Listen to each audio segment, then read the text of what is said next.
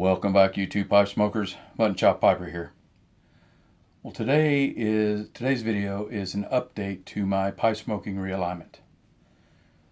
About 3 or 4 months into making YouTube videos, I made the decision that I wanted to purchase 7 or 8, it ended up being 8, of the same pipe.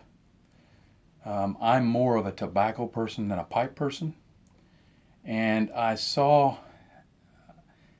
have known people that have like 300 pipes, and some of the pipes that they smoke are some of the pipes that they've never smoked. Now that is a pipe collector or a pipe person, someone who's more interested in different types of pipes, and they end up collecting them. I wasn't really interested in doing that. I was more interested in the different flavors of pipe tobacco. So I decided that I wanted to purchase 8 of the same pipe so that I could smoke 1 pipe a day for 7 days. That way, the pipe that I smoked on Monday would have a full 6 days to rest before I went back to smoke it. The pipe I picked out at that time was the Porto Cervo 320, or Savinelli Porto Cervo 320 Author. Purchased one, started smoking it, seemed like it was fine. I really loved the shape, I really loved the way it looked.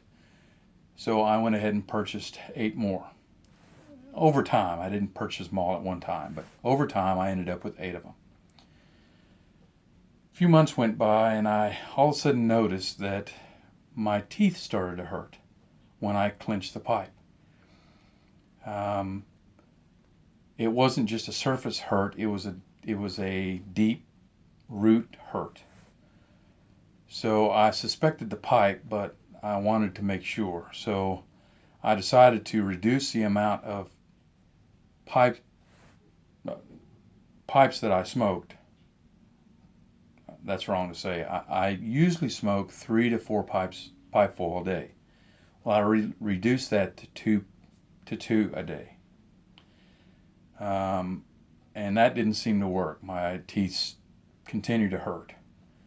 So then I said, well, let me try clenching on the other side of my mouth. Well, it worked out for a while. A month went by, but then all of a sudden, that side of my mouth started to hurt. So I knew right then it was the pipe. Okay, so now I've got 8 pipes, the exact same thing. What do I do? Well, I went back and looked at the Porto Cervo line to see if there was another pipe that I could purchase to replace the 320. And I found the pipe that's in front of you. This pipe is the Savinelli Porto Cervo 122 pot. So I purchased one and started smoking it. I would smoke it, let it rest, and I'd smoke some corn cobs or another pipe that I had laying around. And it seemed to do the trick. No hurting, my teeth stopped hurting. So I ended up selling all my 320s and reinvesting in the 122 shape. So far, so good. So let me show you the 122 pot and explain to you why I like it so much.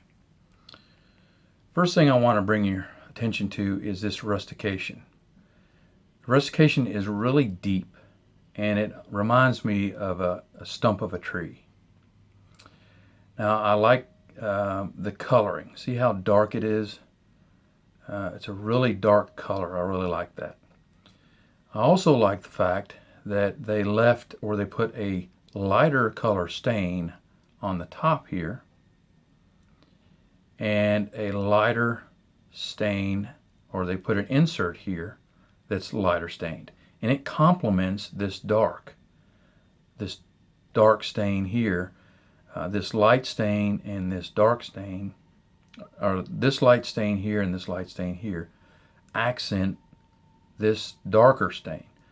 Plus it further accents with these 2 gold stripes here, these 2 gold stripes that are on either side of this lighter piece. I really like the way that looks. Plus, it's a smaller pipe, it's a stumpier pipe, but I get just as much tobacco as if I had a taller pipe because of the circumference here of this circle. It's a lot larger. That's why it's called a pot. Okay. Now, something else I liked about it is the smaller surface area of this bit. I think the 320 has a wider bit than this one, and I think that's what helped me with the pain in my teeth. Okay, so now I want to talk to you about why I bought 8. 7 of the pipes I bought so that I could smoke 1 a day, and I smoke 2 to 4 bowls out of the same pipe each day. The 8th one I purchased for aromatic blends. I'm not a really big aromatic pipe smoker. I smoke English and vapors mostly.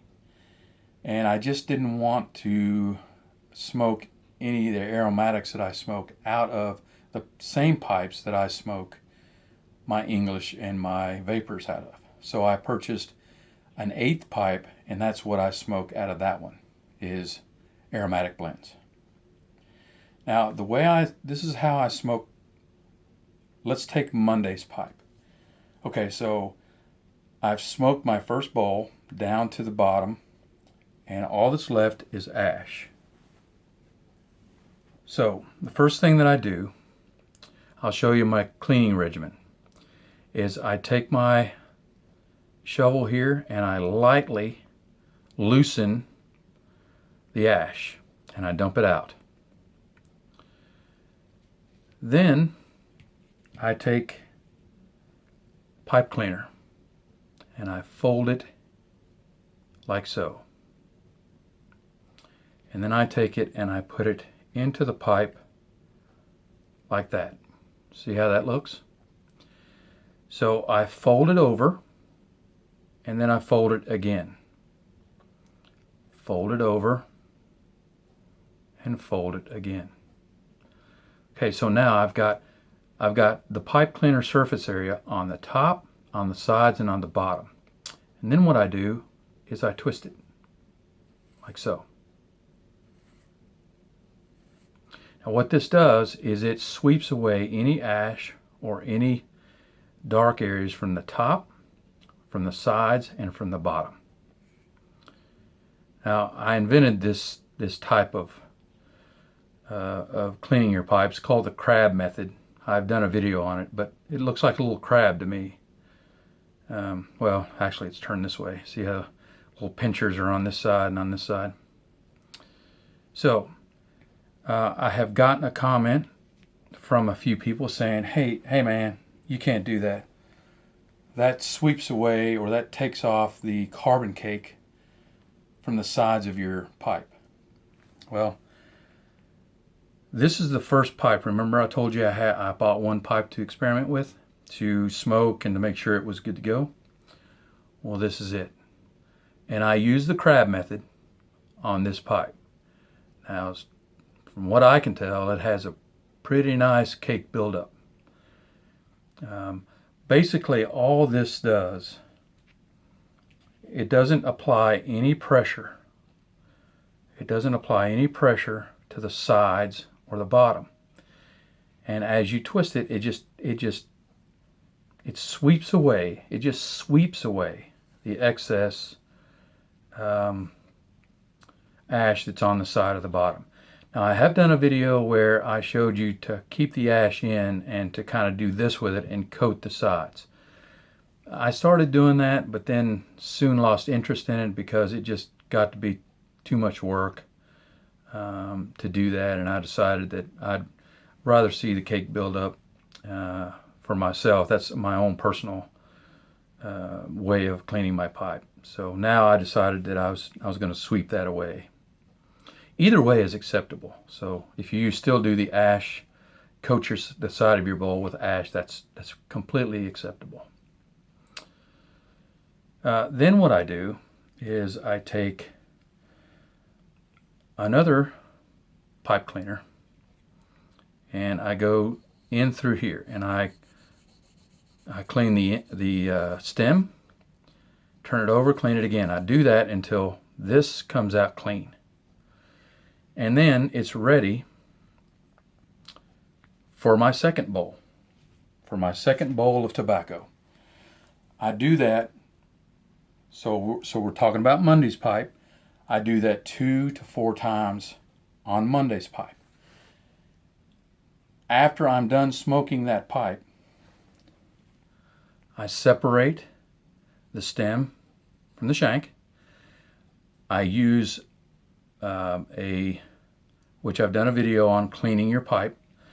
I use a solution and I clean my stem and my shank, and I again use the crab method to clean out my bowl. I don't use any cleaner on the inside of my bowl, just the shank and just the stem. And then I take that pipe, that's Monday's pipe, and I set it aside. The next day is Tuesday. I pull Tuesday's pipe and I do the same exact thing. I smoke 2 to 4 bowls out of Tuesday's pipe. In between each bowl, I use the crab method to sweep or empty the ash, sweep the ash, use a pipe cleaner to clean the stem and the shank, fill it again, clean it again, fill it again, 2 to 4 times.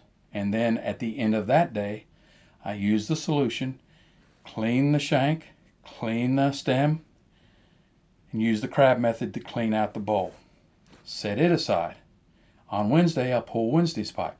So by doing that, Monday's pipe will not be smoked again for another 7 days until Monday comes up again. So there's a minimum of 24 hours that you should let your pipe rest.